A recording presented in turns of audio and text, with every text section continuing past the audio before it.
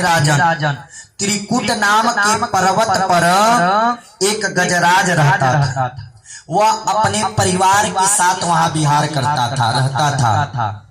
और कुछ दिन बाद वह इतना बलशाली था, 10,000 हाथियों का बल उसके अंदर अकेले था। इतना बलशाली वह गजराज था। एक दिन भीषण गर्मी पड़ा, इतना गर्मी पड़ा कि वह गजराज अपने सारे परिवार को लेकर के आया एक सरोवर में स्नान करने के लिए। जब सरोवर में आया स्नान करने, तो स्नान करने के बाद पानी इतना शीतल था कि अब सारे परिवार के लोग उसी में लगे आपस में विहार करने, खेलने लगे एक दूसरे से।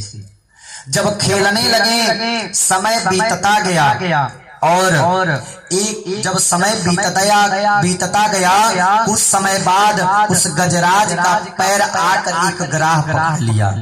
ग्राह जब पकड़ लिया, जब खींचने लगा, सारे जो परिवार के उनके सदस्य थे सब लोग उस हाथी को पकड़ लिए, गजराज को पकड़ लिए, अपने तरफ खींच रहे हैं और ग्राह अपने तरफ खींच रहा है। ऐसे ऐसे 10 दिन बीता, उनका पुत्र छोड़कर चला गया।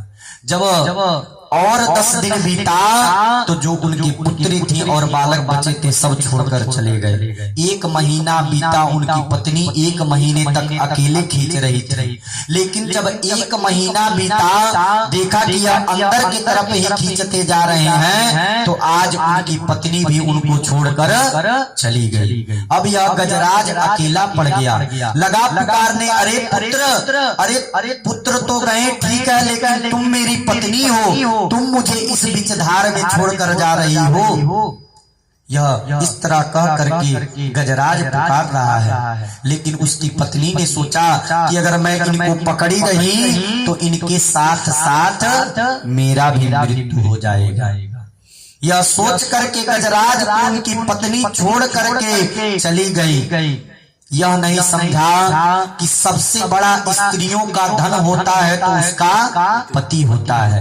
अगर एक स्त्री का उम्र है, उसका पति नहीं है, तो सबसे बड़ा विपत्ति उसके ऊपर गिर जाता है। यह बात उसके अंदर स्मरण नहीं हुआ और वह अपने पति को बीच धार में छोड़ करके वहां से जाने लगी। इधर यह चिल्ला रहा है गजराज कि बचा लो हमें, बचा लो, लेकिन उसकी पत्नी चली गई। अब यह सोचा कि मेरा इस संसार में कोई नहीं है। यहाँ इसको स्मरण हो रहा है कि मैं संसार में अब अकेला हूँ, यहाँ कोई अपना नहीं है, सब मोह माया के यह जाल है। आज देखो विपत्ति आई तो बेटा भी छोड़ के चला गया, बेटी भी छोड़ के चली गई, और जब समय मेरा मृत्यु नजदीक आ रहा है तो मेरी पत्नी भी साथ छोड़ दी है।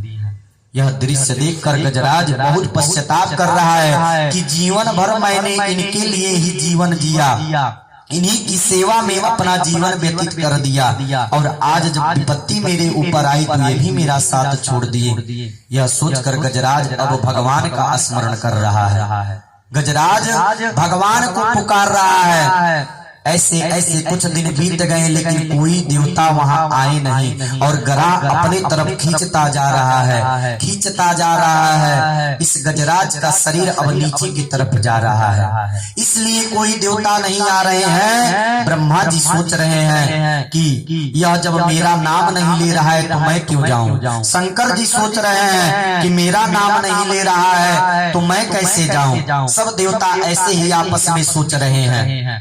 जब सोच रहे हैं, अब ऐसे धीरे धीरे कर करके इसका शरीर नीचे की तरफ जा रहा है। जब जा रहा है तो जब इसका सूंड बस ऊपर रहा तो वहीं पे एक कमल था। कमल को अपने सूंड में लपेट करके ऊपर अपने सूंड को उठाया। जब कमल को सूंड में लपेट कर उठाया तो विष्णु भगवान समझ गए, बस करो, यह मुझे बुला रहा है। शंकर जी ब्रह्मा जी पूछे कहाँ जा रहे हैं, यह किसी का नाम थोड़ी ले रहा है। भगवान ने कहा देख नहीं रहे हो, नाम नहीं ले रहा है तो इशारा कर रहा है मेरे तरफ, कमल ही उठाया है, ये मेरा प्रिय है, यह मुझे ही पुकार रहा है। भगवान अब चल दिए गज के प्राण को बचाने के लिए। जब भगवान चले, इधर ग्राह खींच रहा है अपने तरफ, भगवान आते आते अपने सुदर्शन को छोड़ दिए, सुदर्शन को छोड़ दिया, आकर ग्राह का सर धड़ से अलग कर दिया और गजराज को सरोवर से खींच करके बाहर कर दिया, उसका भी उद्धार कर दिया। जब दोनों का उद्धार कर दिया तो राजा परीक्षित ने पूछा, महाराज संकट में तो गजराज था, सबसे पहले स्मरण तो गजराज ने किया था, तो प्रभु आते आते उद्धार क्यों ग्राह को कर दी? यह बताइए, मुझे इस बात का शंका हो रहा है। सुखदेव जी कहते हैं कि हे राजन, शंका कुछ नहीं है, भगवान ने उपदेश दिया कि वह गजराज तो मुझे पुकार रहा था, मेरा पैर पकड़ा, लेकिन ग्राह जो था वह मेरे भक्त का पैर पकड़ा था, इसीलिए सबसे प्रिय मेरा जो भक्त का पैर पकड़ लिया, महाराज मेरे लिए भक्त प्रिय है। अब बताइए, जब जो भक्त का पैर पकड़ लिया तो सबसे पहले उद्धार उसी का होगा। भगवान ने यह बताया, सुखदेव जी राजा परीक्षित से बताए, इसीलिए भगवान ने जब देखा कि गजराज का ग्राह पैर पकड़ा है, इसलिए सबसे पहले उद्धार उसका किया। उसके बाद यह कहते हैं कि परीक्षित जी कि महाराज आखिर यह गज और ग्राह पूर्व जन्म में क्या थे? आखिर किन कारणों से भगवान को आना पड़ा इनका उद्धार करने के लिए? यह कथा हमें सुनाइए, मेरा सुनने का मन हो रहा है।